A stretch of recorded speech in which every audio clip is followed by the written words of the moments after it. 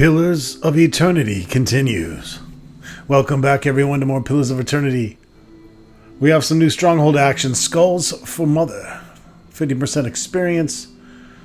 For a reward, Father's Teeth. Or some copper. Somewhere in the deep ruins of Ibril's Well, a pair of Pagra prey on travelers and offer up sacrifices to their mother. In the past, travelers simply knew to avoid all trails leading near the well, but in recent years, Pigra have increased the range of their hunts. Travelers have been abducted or killed on the road between Solace Vale and Midwood. Grandfathers are reticent to enter Ibril's Well due to the religious significance of the runes there, but that hasn't stopped the residents of the affected towns from requesting help within Dyrwood. I will send,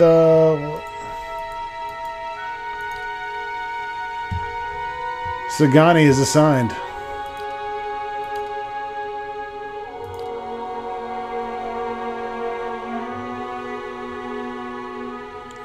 We have 14 hours left on our Barbican. We have some Stronghold hirelings. I guess that we can hire. And not sure.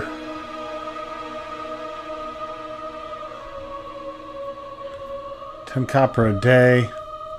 I don't know if I want to start hiring a bunch of bitches.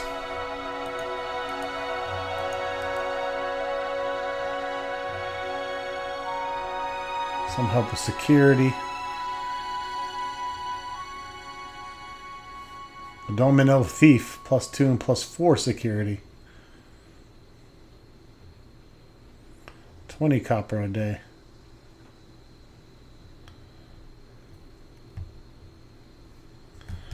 Let's see if we hire someone. Can we dismiss? Yep. Just gives our upgrade rating there. I'm not sure. You guys tell me how the hireling should work.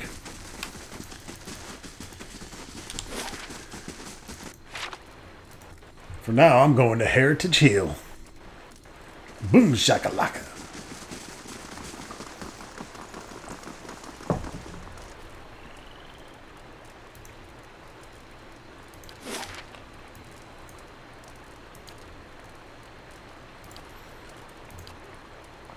We'll go rest at Copper Lane first.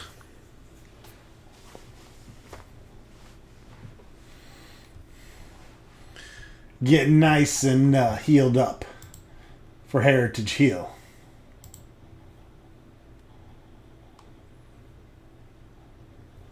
You know what I'm saying?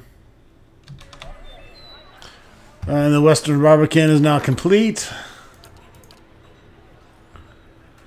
So we have all that stuff. We can do our towers now. Southern curtain walls. We can do some of these other ones only take a day or two.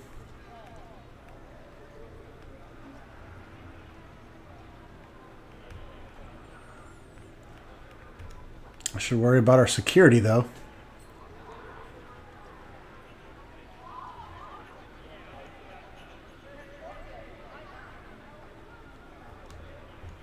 Different resting bonuses mostly. Buy traps. Parts of exotic creatures and generates random creature part every turn in the treasury. Let's go ahead and get that. That sounds like something we want to start getting advantage of.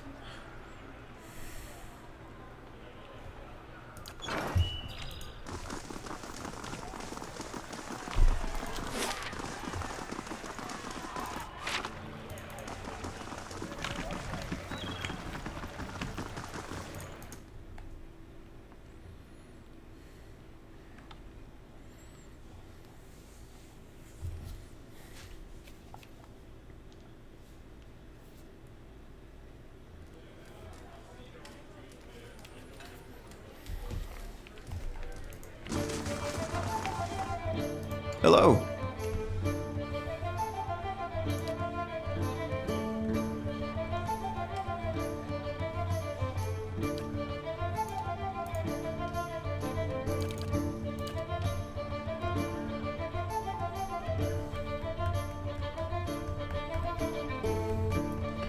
Probably just got a bunch of crap I sold him.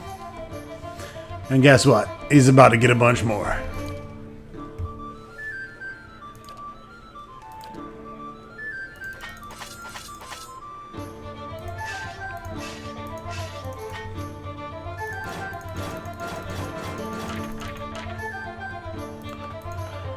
It's a fine looking rod you have there.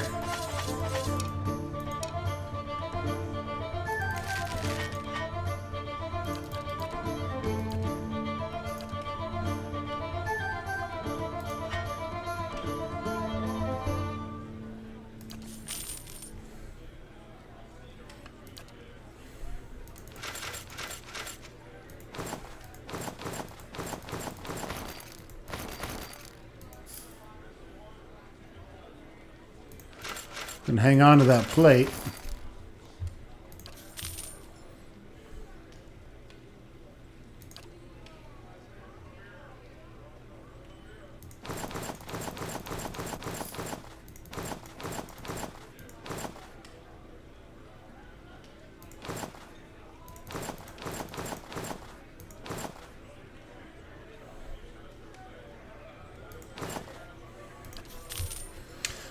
Oh, there we go. Almost 40,000 in copper now.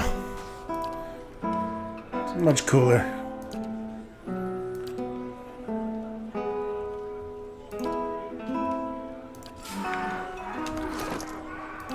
Okay, Piggy. You've been in there long enough. Keep forgetting to change you out.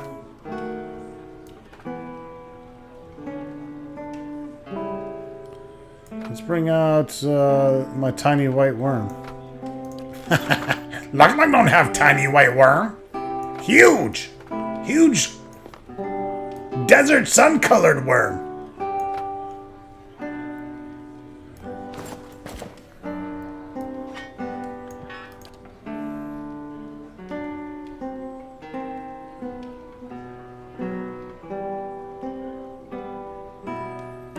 I guess these fine scepter and a fine wand is more or less the same shit, huh?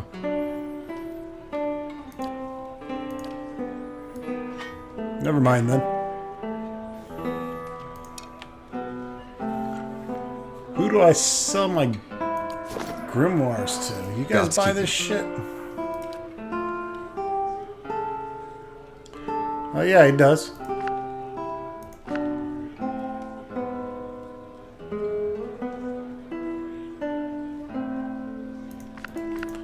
I'm only willing to sell the novice ones for now and the weathered ones. I've sapped all I needed from them. I'm probably going to collect everybody else's and put them in Ron Stock's library.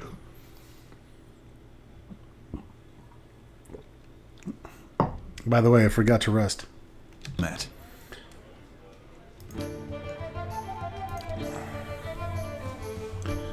Alright, let's rest. Let's get mechanics and accuracy, dex, defense when disengaging, and survival. Lasts for 2 rest. So do it. Plus 2 dex on everyone, we'll take it.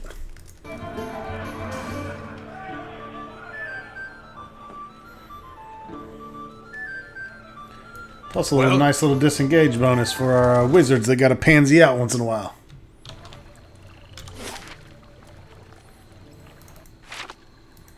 You must gather your party before venturing forth. I know the drill, biatch.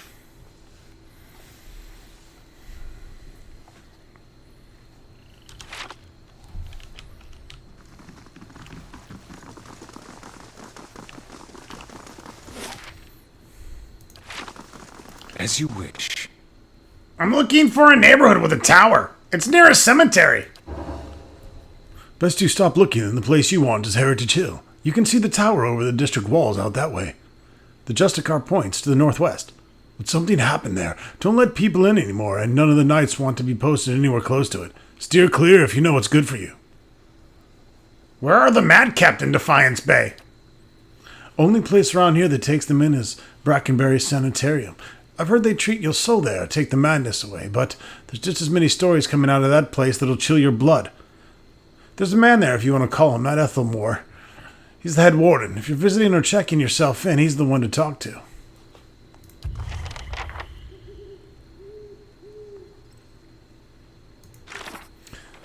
So that updated Undying Heritage. The tower is in Heritage Hill.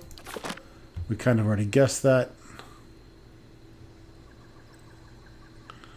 We're losing too much money to bandits. Guess that means we should hire some. Let's go. Well, we might as well go to Brackenberry, right?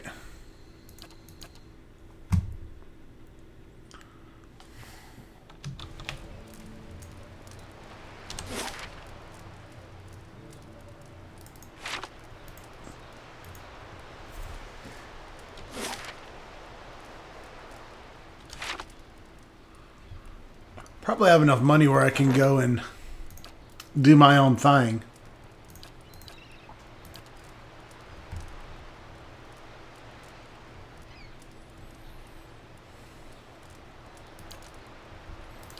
Okay, I was gonna say we still got the curio shop for a while.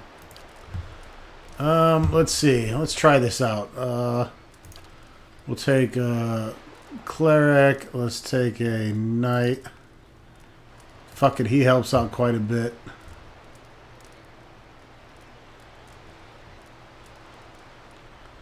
So security. What are we paying there? 20, 30, 40. We'll do 50 copper a day for now.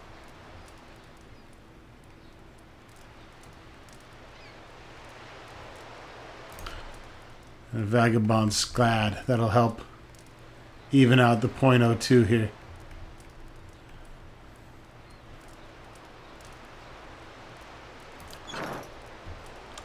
$50 copper a day. Cheap as fuck. Running around with 38,112. Yeah, I could do 50 copper a day. Look, dude, I don't like to spend money, let's put it that way. Only in real life, not in my games.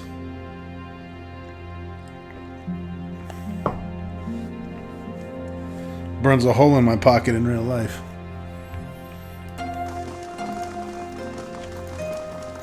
Okay, we're looking for oh, this goober. Yeah, the statue. Hail and well met. You have a member of the leading key in your midst. Nothing more groans and the stone around him shudders. I could have done without hearing that today. Many of their intrusions have been into our affairs. Of course, one can seldom be certain whether they've meddled or whether calamity has struck on its own. But a few of their less skilled infiltrators have been exposed from time to time. They are a perpetual nuisance. Once again, I am reminded of how envious I am of your gifts. I suspect they would be of some use in verifying one's identity. You're at odds with the leading key as well, I take it. They have something I need! I hope it isn't knowledge you seek. They are seldom keen to part with it. Do you have some idea who this person might be? I suspect it's a patient. Very well. In that case, I would recommend you speak first with our resident animancers. They have frequent interactions with both patients and colleagues. You'll find them up here in their offices downstairs. You will report anything suspicious to me immediately. This is my only request. Are you the animancer who's been buying relics from Immatil? There's a large and rather notorious black market for uncatalogued Aguithian relics. I stay far away from it. Does anyone here know anything about awakenings? There's an animancer on the lower floor who came all the way from Rivua to study them. Take the stairs down and look for Bella Sage.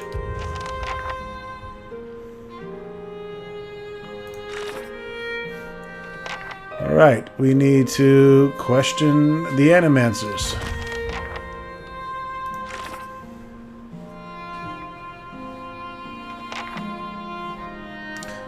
And look for Bella Sage.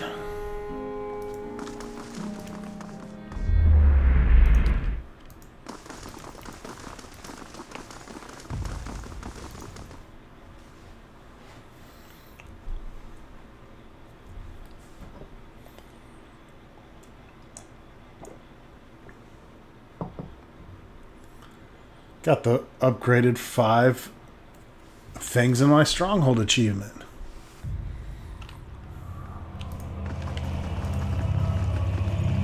That's nice. Is there a cage down here?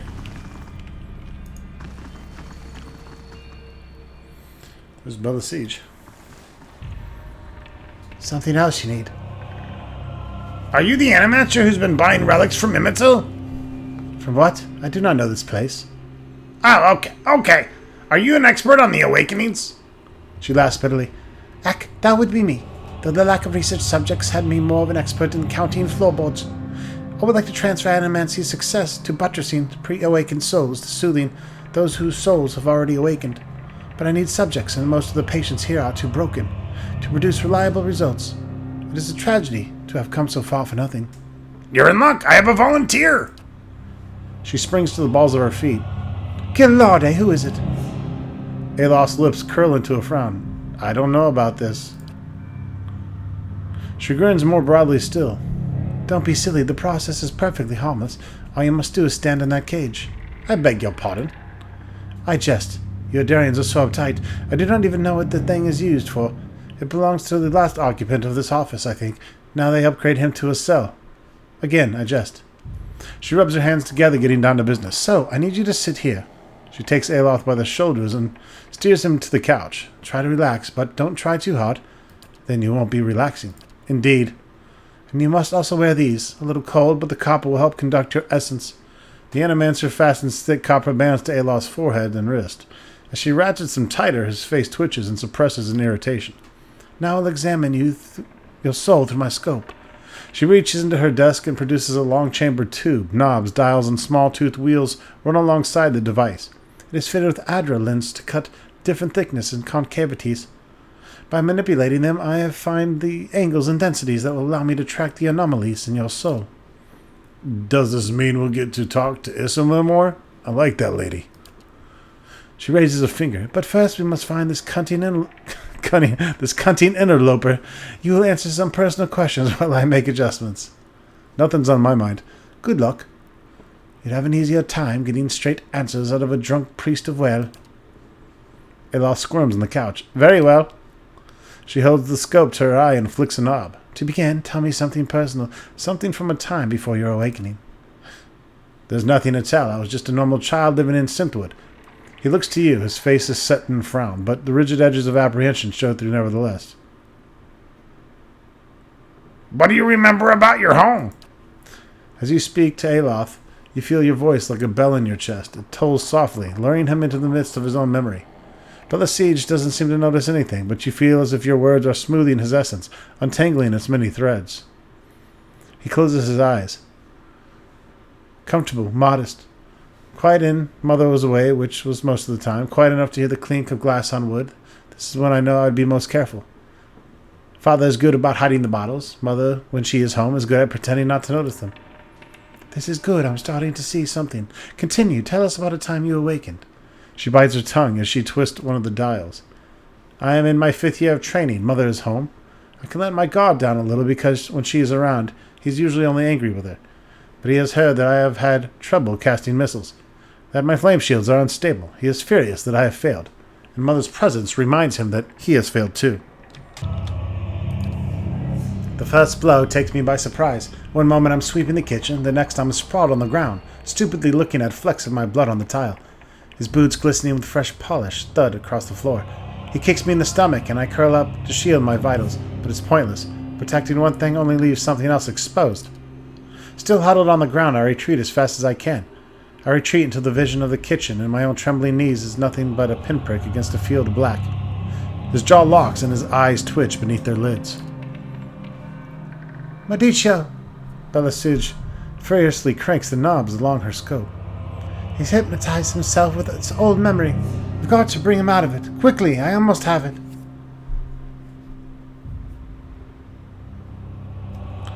Slap his ass. Your flattened palm is inches from his cheek when his hand shoots up and grabs your wrist. Aloth's eyes snap open, but the expression you see in them isn't his. Try it again, and I'll take it off before I get it back to you. Hey, there she is. How you been, Islamir? Bella Sage sucks a deep breath through her teeth. That's it. I'm seeing a shift in his essence. Something spreading and congealing. She glances at you over her scope. Keep talking. He seems to respond to you. What brought you here? Cracking bones and voices high and nigher. That warms molasses, feeling the cripes down your gut when crisis is nigh. That's different. Bella fatto, we have flares of totally distinct essence. She jots shorthand notes onto the pages next to her and turns one clicking knob of her scope. Now try to get the two of them talking. Isilmer, tell Aloth why you've awakened. Fair he's the one eating me, hiding in his own bone bag like a turtle in his shell. Aloth's face twisted in fury. I never turned it over to you. Good, yes, very good. She rests her from her scribbling, only to make another adjustment to her scope. I can now see the two separate patterns of essence, where he ebbs and the other flows. It's as if its awakened soul fills the spaces that he leaves empty. She prompts you with a circling of her wrist. Quill, still in hand. Go on. Ismael, what exactly are you taking from him? No more than I'm giving. You should ask what I did with the old man of his. How the last time he laid a hand on us, I broke it in 3 pieces. Aloth's head jerks to the side. That wasn't your decision. It's never been your decision. Nah, I was awakening, but now I'm stuck with ye. And damned if I let your Ninian drag us both to the scupper.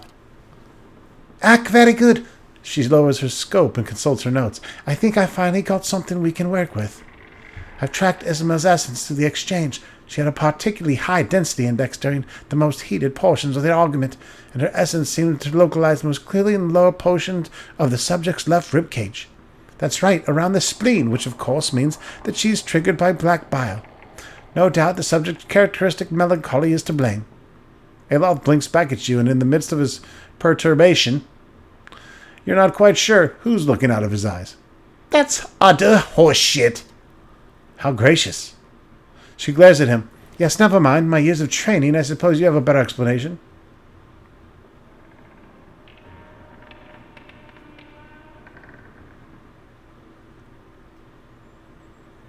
If you're right, then removing Aloth's spleen should cure him. That is easily the best answer. If you're right, then removing Aloth's spleen should cure him. Her eyes brighten. Now that may be worth a try. If it doesn't work, you can always put it back. Absolutely not. He jumps from the couch. It's obvious enough. He bites his lip. Ismir appears when one of us perceives a threat. That's why she's always just in time to make a bad situation worse. Belisage carefully scratches her jaw, her gaze darting between you and Aloth. I suppose that could be true. She jots another note. I'll have to check this against other research. He removes the copper bands. Well, good for you, but what does this mean for me? Belisage frowns at her notes, tapping her cheek with a quill and making a grand show of concentration. However, you catch her stealing a glance at you over the pages.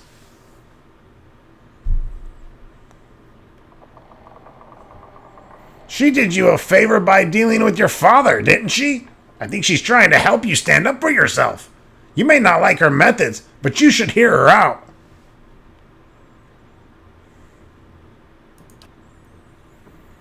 If you had to listen to her half as much as I do, you wouldn't say that. He scowls, but you notice something thoughtful in his frown. I've got a lot to process. Regardless, thank you for your help, Lug-Lug. He does not look at Belisage. She sets her notes on the desk and returns to her scope. Well, I hope this has been as useful for you as it has for me. I finally have material with publishing. You'll be the toast of revoir. Fintre, Aloth. He grimaces, melts into a crooked smile. Aye, advancing the right wise principles of animacy, just what you've always wanted. As you turn to leave, you catch a darting movement out of the corner of your eye. Belisage is humming to herself, still occupied with her scope, but Aloth is holding her notes. He's just about to tuck them into his cloak when he catches you watching. He holds a finger to his lips, his eyes wide and imploring. Please, I don't want my personal information published like this, especially not after her nonsense. Fair enough, but do it quietly. He hides the papers in his cloaks. Not to worry. We'll see to this on our own.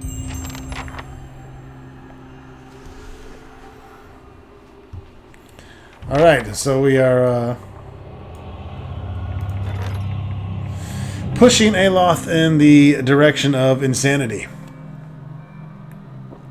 Here's a return from Skulls of the Mother quest. Somewhere in the deep in the ruins of Ibril's Well, a pair of prey. Okay, we did that. So anyway, Sagani explored the ruins of Ibril's Well extensively and found a wide array of dangers in the ancient city's crumbling homes and palaces.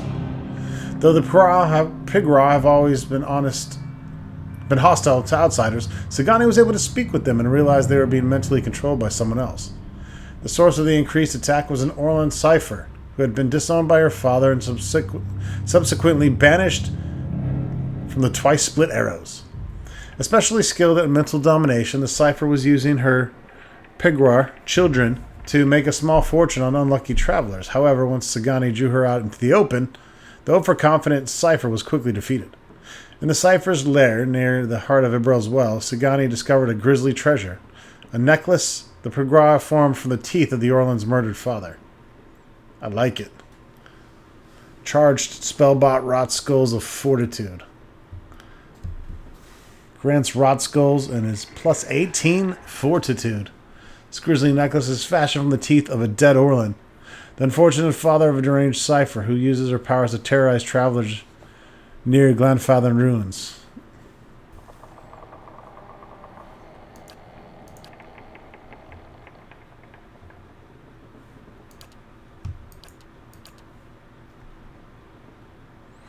Those are the things appearing in my chest, obviously. Now I got it.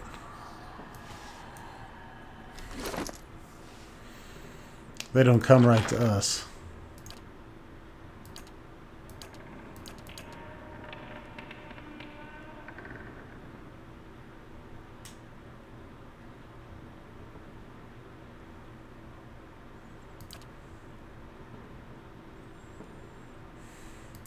Full plate, kind of want to put it on, check it out. Thing is, the recovery speed on that full plate's got to be dog shit, no? Only minus 50. It's not bad. This Brigadine's pretty damn heavy, too. Gonna need something better than fine plate mail to get me out of this, though.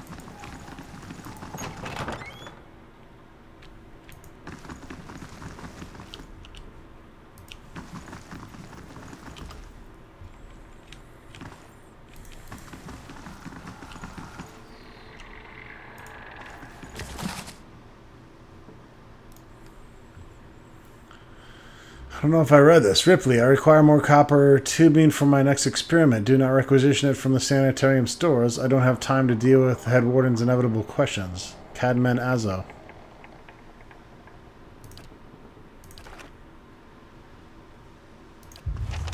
It's a damn quest item.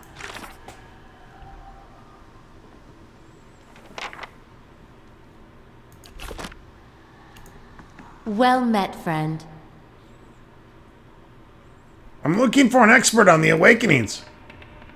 Me, I'm just Master Azo's assistant, but there's a visiting scholar from Revua here named Bella Sage. She claims to know about them. Are you the Animancer who's been buying relics from Imidel? I'm not an Animancer, no, but I do know that most of those relics are stolen from the ruins of Glanfath. Selling them is illegal.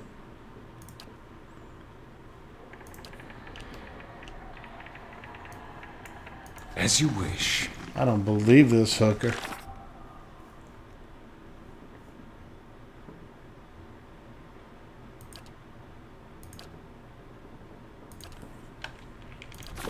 Well, let's return.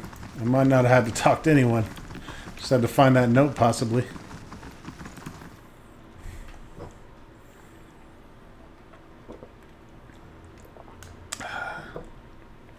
Sipping on some feisty blonde tonight. Forget the brewery, but it's got a feisty looking blonde on the front of it. And it's an 8.7% blonde, which is unheard of. Probably one of the best tasting blondes I've ever had. That's why it's called Feisty Blonde.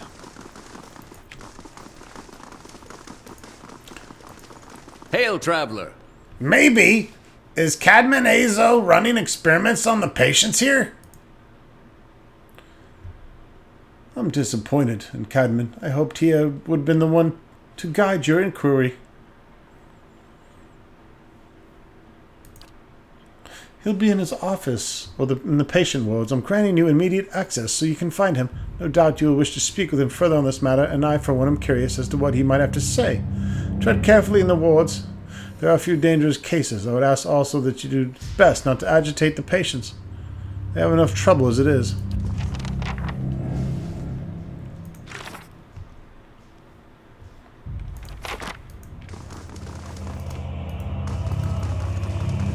You must go.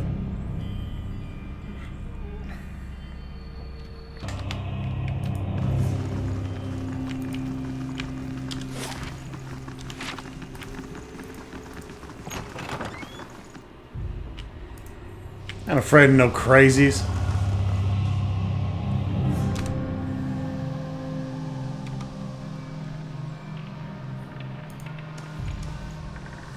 A curved spine twists this woman's posture forward, her greasy hair draped over her large eyes like vines. She smiles at you. You must be visiting someone. Then, noting your appearance, she adds, A friendly visit, I hope. What do you know about this Animancer, Azo, crazy bitch? Oh, I like him very much. Many Animancers could care less about their patients. Look at us like vermin for their experiments. But Master Azo treats us like humans, even the very sick. You can tell he does this to help people. He's helped me to understand a great deal about myself, and I know he's done the same for the others. It's too bad what they did to him. He hides it well, but I know he's still affected by it. What happened to Azo? Frail's eyes dart back and forth, and her voice lowers to just above a whisper. They don't like to talk about it, but there was an accident. He was said to be one of the brightest in Deerwood. That was his reputation here, and that was what brought me to seek treatment. People say it was an ego that drove him to try and solve the legacy, but that's hogwash. Even if he was a bit of a showman, he loves his homeland. He thought he could help. He wasn't one to speak of his work, suspected his colleagues might have tried to steal it, but he told me once that he had figured out a way to create a soul. Not a soul exactly, mind you. How did he put it? A proxy, I think he called it. Had some machine that drew energy out of the very ether. Can you imagine? The point is, it's going to help with the legacy. It's going to make the Hollowborn into something easier to love and care for. Gods know that's something we need. Do you know what they call those empty little babies in Andra's gift? No, tell me. They call them boys because so many of them are found floating, face down, in the water. These are mad times. Anyway, Master Azo had scheduled a public demonstration of his work in Copper Lane. He was so excited. And then the next day he was locked in his office, turning away visitors, I heard. And he stopped seeing his patients. I don't know what exactly happened, and I don't have the heart to ask him, but I'm glad they're letting him treat people again. Do you know where I might find Azo? I think I've seen him around today. Have you checked the laboratory? It shares a wall with his office. He's been spending most of this time there lately. Have any of the patients been acting unusually? Like you? Well, there's Batixa. Relives a murder she committed more than 5 lifetimes ago. Idleman, who they say is only half a soul, and who was found collecting faces of others, because he was believed his own to be a false one. Cram, he speaks in a language no one understands and wails at the night sometimes. Different from their normal behavior, I mean. Well, yes, I suppose, but nothing they didn't volunteer for. Master Azo lets us know the number of patients in the North Ward has volunteered for a new therapy, and would be escorted to the laboratory to receive treatment. The North Ward has our most troubled cases. I'm glad some of them have chosen to get help. It seems to me it's gotten quieter over there since it started. It's Graham. I see him taking in the most. He struggles, but he's always a bit of a wild one. Would I be able to visit the North Ward? They like to keep them separate. I don't know I've ever seen guards allow a visitor, just Master Hazel. You might ask him. He's very sympathetic. Why are you here, besides for being a crazy biatch? Behind her hair, her cheeks flush. I don't want to say.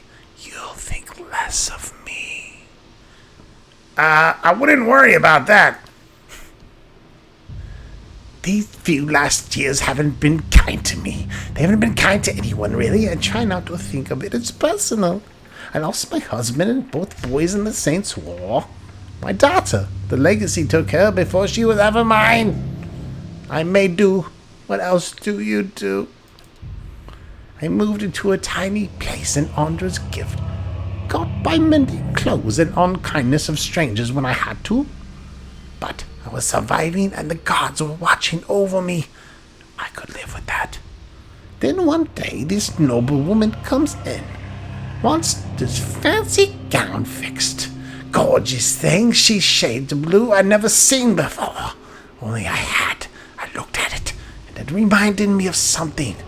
I had what they call an awakening. I remembered being a noble woman myself in another life. People doting over me. Men doting over me. Me! The best food, the most beautiful home, and all the things you never dared to dream of. They were mine.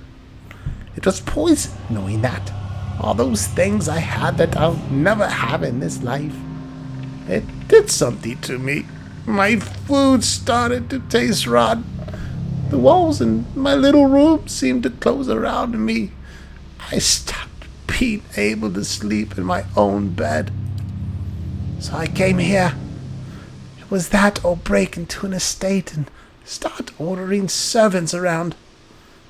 It seems like such a silly thing to worry about. You don't have to tell me. But I can't get past it. I start to wonder. Did the gods choose this life for me? And if so, what terrible thing must I have done to deserve it?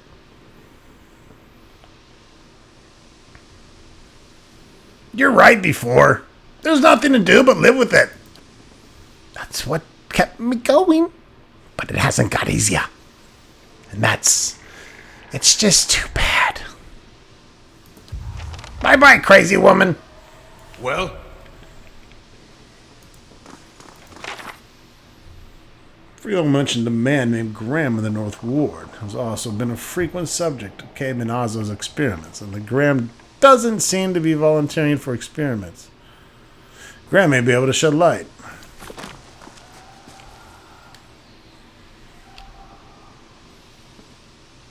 Flesh construct. What in the fuck do you need that for? Crooked boards show deep gouge marks. They're spaced like folk or elven fingernails? Okay. Crooked chalk tally marks cover the surface of this table.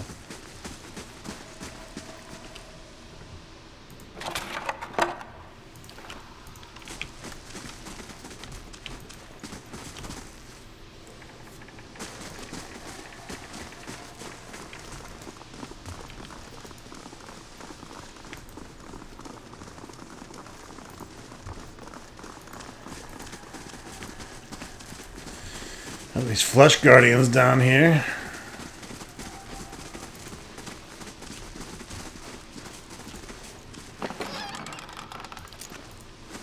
Never have too many Glock picks. Hey, boo boo.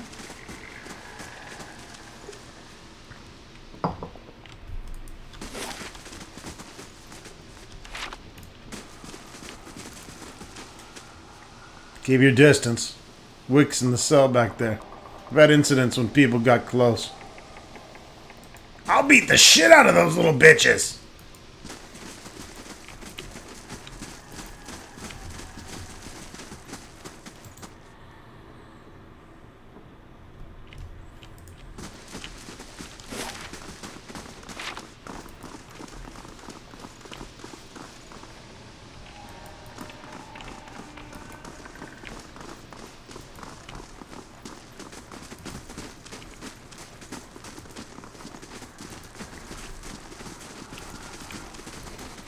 That's unusual.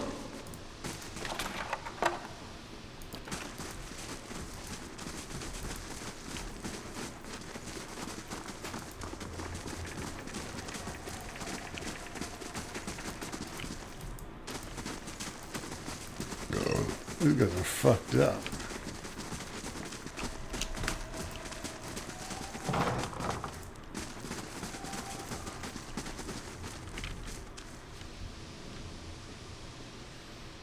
The mad scientist himself, okay. Something churns and bubbles in this tank. I'll have it in no time. The work of a moment. Raven Wing, mace one-handed. Legend tells of a druid wise and powerful who traveled accompanied by a flock of ravens. In battle, the druid would assail his enemies with his mace while the ravens descended in a chaotic swarm, distracting and flanking his foes. Years of coordinated attacks and the druid's lingering magic are said to have gifted his mace with an enchantment that leads the wielder similar gifts. The mace is finely wrought and lightweight, making them maneuverable, if not very resistant against direct attacks. Against a distracted opponent, however, a single blow often proves quite sufficient. +4 accuracy when attacking the same target as an ally. +25 damage when attacking the same target as an ally. Yeah, that's nice. Damaging 3, +45% damage. Ooh, that's pretty nice enchantment. Holy shit.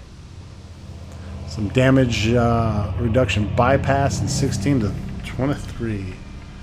I do say, if I wouldn't be here today, the old school didn't pave my way.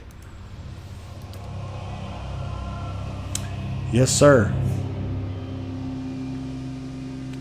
Well, then again, Unforgiven is worth 905 copper, and this is only worth 505. What the hell is up with that? The attack speed's pretty fast. We got the burn damage. Of course, this doesn't have the same amount of enchantments. However,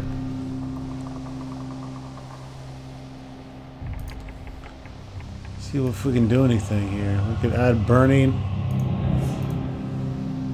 We could add some slaying on there. I don't know. That's kind of a tough call. Unforgiven. That attack speed's pretty huge. 30% of grazes converted to hit is pretty big. And the burn damage. Oh, and it's an exceptional, so it's got that +8 accuracy, +30% damage. So yeah, this is kind of situational. This is really going to be only...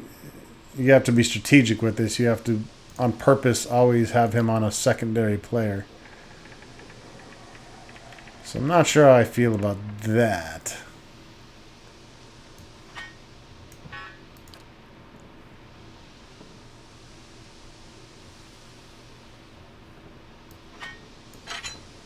Maybe Durance should use this mace one-handed up close. I mean, can you rock shields, Durance?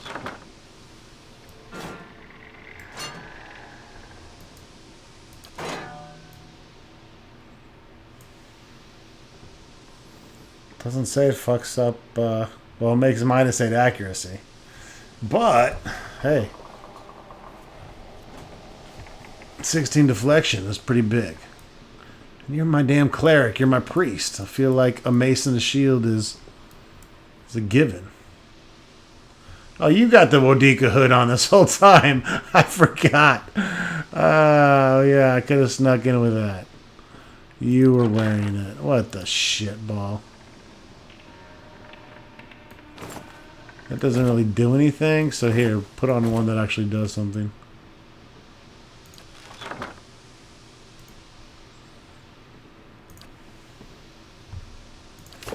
That's pretty funny. I could have swore I sold that Wodika or whatever, Wodika Yes. hood. And, no, apparently not. I don't know if this guy's going to get violent with me, but let's talk to him.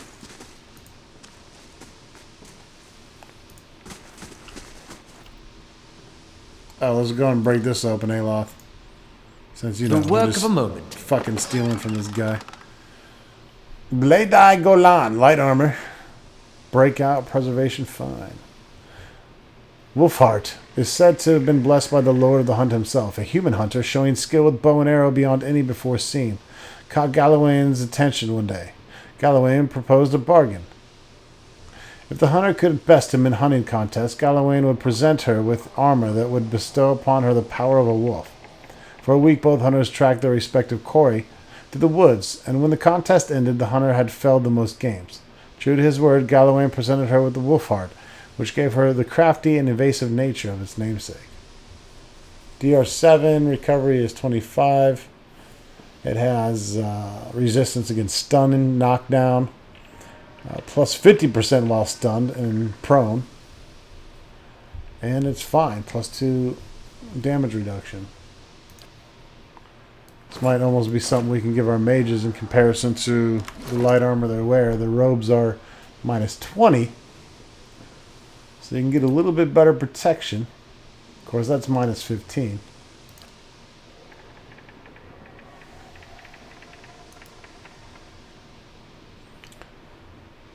It actually has a recovery speed of minus 20. And is exceptional, so it's got plus 4. Yeah, I think that's better. I think that'll go in the fucking basket for now. I don't know why I have that there.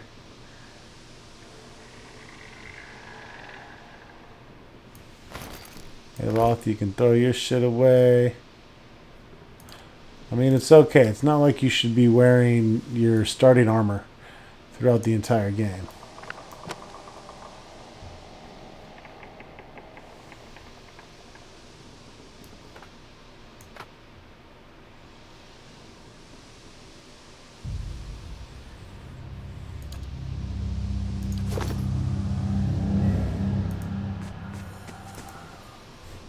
A round-faced, balding man turns to face you. His upper lip is pulled upward, slightly by a pointed nose, exposing his upper teeth when he scowls. What is the meaning of this? Athamor told me you're not supposed to be doing any more experiments. Yes, well, Athamor hasn't done much good for anyone since he has had his soul moved to an inanimate object. So I fail to see why I should let that sway me. If Animats all follow the commands of their leaders, where would we be? We'd all be in backwood and willfully ignorant as Red Ceres.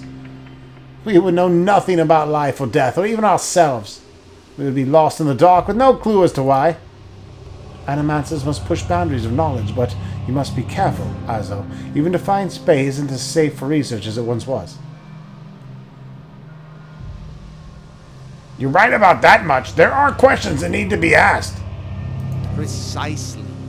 I am down here defying my masters because there is good I can do here. And I will not let a bureaucracy stand in the way of that. Who will solve Widewen's legacy? Some church? Some warrior? It will be an Animancer, or it will be no one at all. I'd like access to the North Ward. Out of the question. Those patients are in isolation for a reason. Your forehead seems damp all of a sudden. Perhaps I should discuss your insubordination with the head warden. You smug cretin. How dare you come down here and meddle? You have no idea the importance of my research. He balls up his fist and digs his teeth into his index finger. A growl simmering beneath his breath and a deep scowl compressing on his face. Fine. Speak to them for all the good it'll do you. I'm sure the discussions will be fascinating. He pulls a heavy key from one of his pockets and nearly slams it down on the floor before handing it to you. Are you the Animancer who's been buying relics from Imito? Are you trying to discredit me? Go dig elsewhere. What is it now? I heard you were demoted. How'd that happen? As those nostrils flare and he bares his upper teeth more broadly. It's none of your concern. Did one of the others put you up to this? Oddmare, that smug weasel? Things went wrong. Everything I don't know how. I'll never know. He spits on the floor as if to remove a bitter taste from his mouth. Have you tried your experiments on any other subjects? I have, yes. No point in lying about it now that Ethelmore is involved. I asked for volunteers from our patients, and a few brave souls came forward. It was very close at one time to a breakthrough. They understood this. They understood their sacrifices would mean. Are you an expert on awakenings? I don't know shit. Go bother someone else. What is it now? Farewell! What is it now? Me again! What is it now? Fuck you! Of course. Looked like he's feisty when he's wearing that little hat.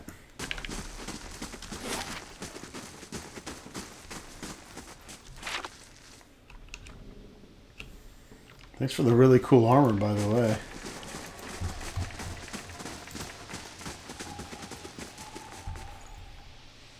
Nice and quiet.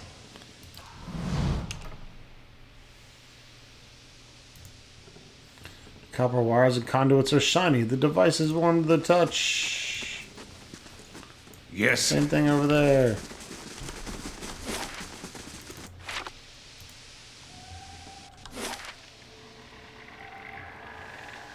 Vroom vroom!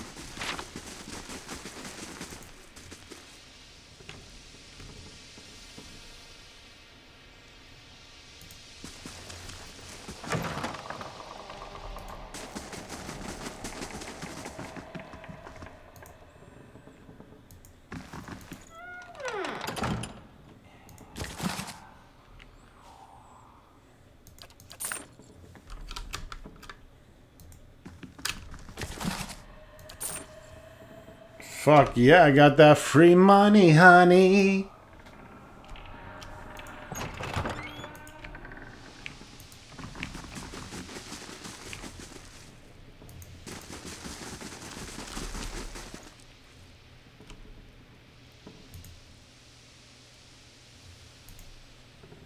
I have an ale you can have.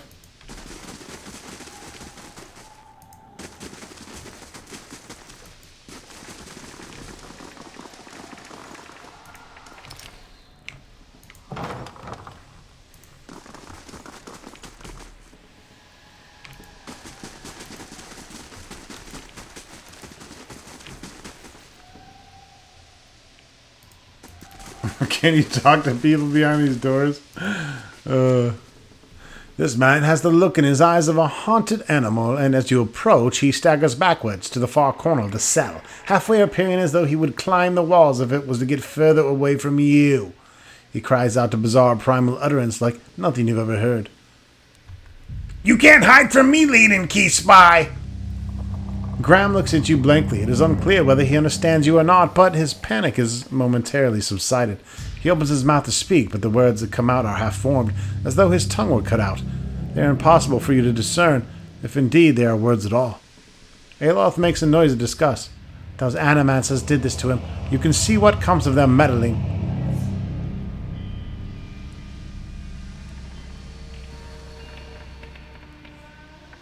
There are things I need to know from you, dickhead. I'm going to learn them whether or not you can speak. He looks at you with uncertainty, slowly, tentatively. He steps closer to the front of the cell, and as he does so, for the first time, you can perceive his soul within your ken. It is misshapen, and though maimed by a jagged instrument, and large expanses of it have been gouged out entirely. You feel no barriers of resistance. If you wanted to, you could look further into Graham's soul. I peer into that shit! You project out toward the maimed soul in front of you, merging with it, its confusion and fear becoming yours as it whisks you into its depths. You're in a cell, a key turns. The door creaks open on neglected hinges. Thoughts come to you in waves, incomplete, broken, fearful. Standing at the door is a rotund, balding man. His upper teeth and pointy nose reminds you of a rat. He beckons, apologetic. You don't want to go, anything else. In your mind is a single word, and the word is no. But it dissolves before it reaches your lips. You press against the back wall cornered and cry out. In darkness you fight against unseen restraints. You cannot move your arms or legs. The man walks into the room carrying a lit candle, its meager flames casting long shadows across book and machinery. Straps bind your arms and legs. Cold metal circumscribes the crown of your head and the breadth of your chesticle. The man is sorry. He is in need of raw materials. They dismantle his work and he needs another source. He needs to show them he was right. He thanks you.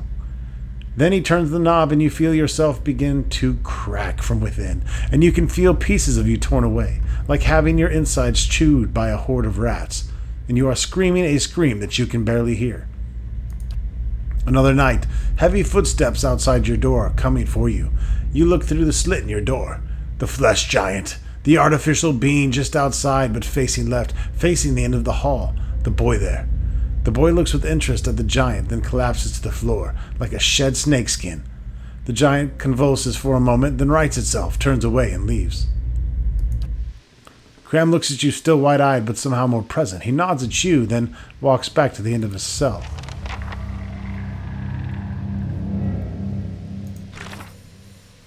A look into the soul of the half-crazed patient named Graham revealed a strange behavior by a boy at the far end of the North Ward.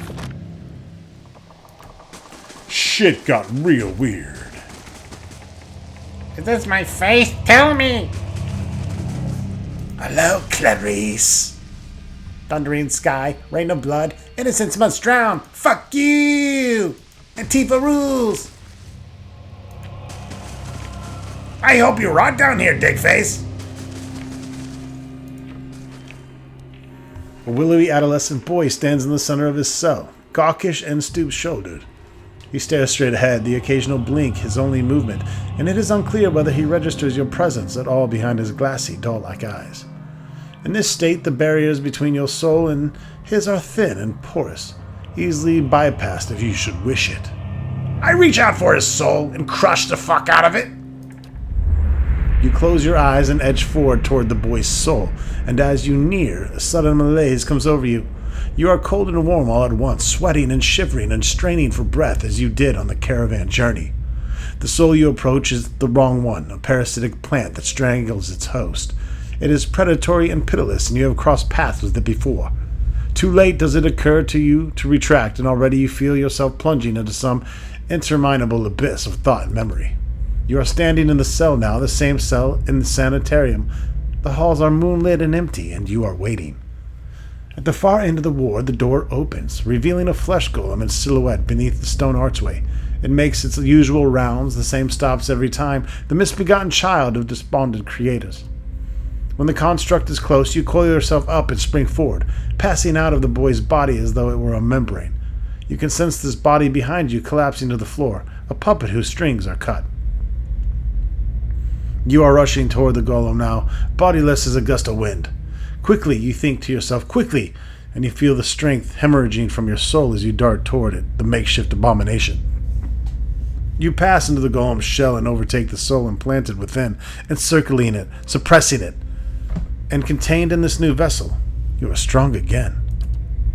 You step heavy-footed down the corridors unheeded by the other constructs and scrutinized only by the wary, untrustworthy eyes of the mad, coming to the last of an office piled with books and scribbled papers and perverse implements of animancy.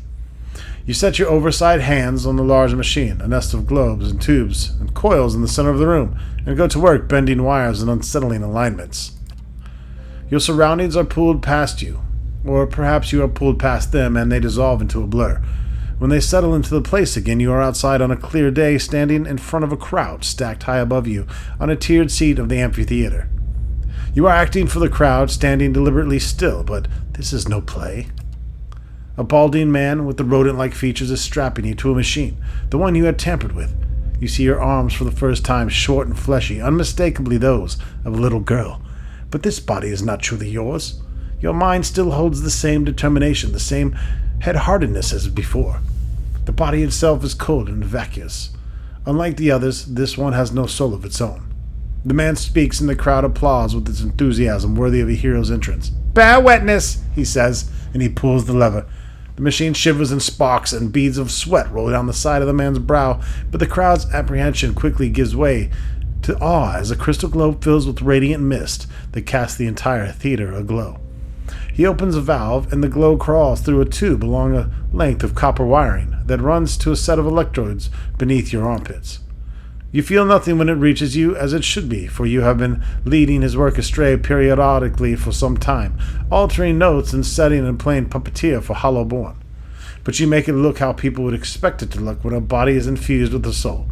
In a moment, the machine goes dark, and the man unstraps you, eyeing you with a scientist's concern. He looks back up at the crowd. "Behold!" he says, but there is an obvious hesitation in his voice. Slowly you take a plodding step forward, then another and another. You look up at the man, giving him the eye contact of which no Hollowborn is capable, and the crowd gasp. The man looks relieved. "How do you feel?" he asks at the volume meant for the crowd, and this is the moment. At the top of your lungs, you let out a piercing shriek. The man comes towards you, his hands outstretched, but you run the other way, back to the machine.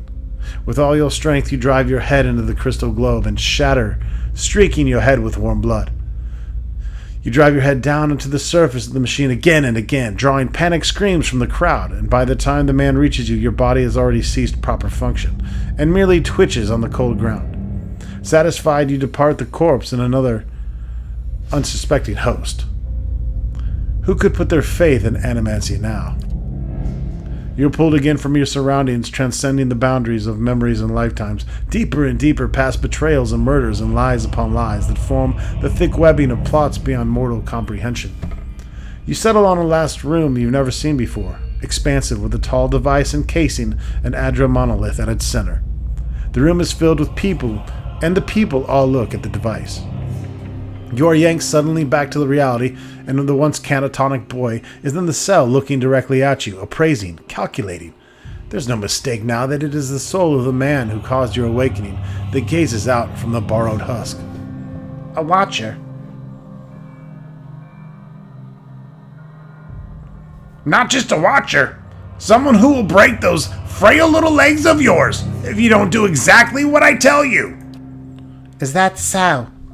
He makes no effort to hide disinterest, but he continues to search your eyes. He makes a slight grunting noise, and his eyes soften for an instant, and it seems that for a moment he recognizes you.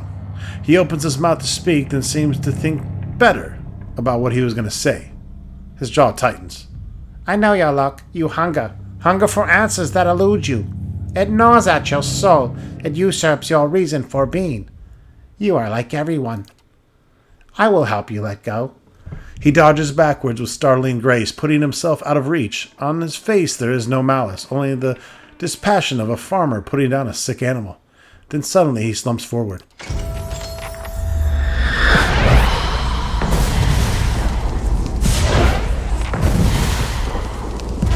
Uh-oh! This probably not good.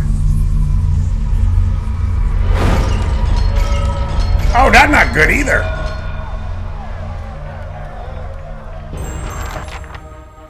Alright folks, that wraps it up for this episode. Sorry, no battle for you today. Come back tomorrow, or maybe just click on the next episode. Thanks for watching.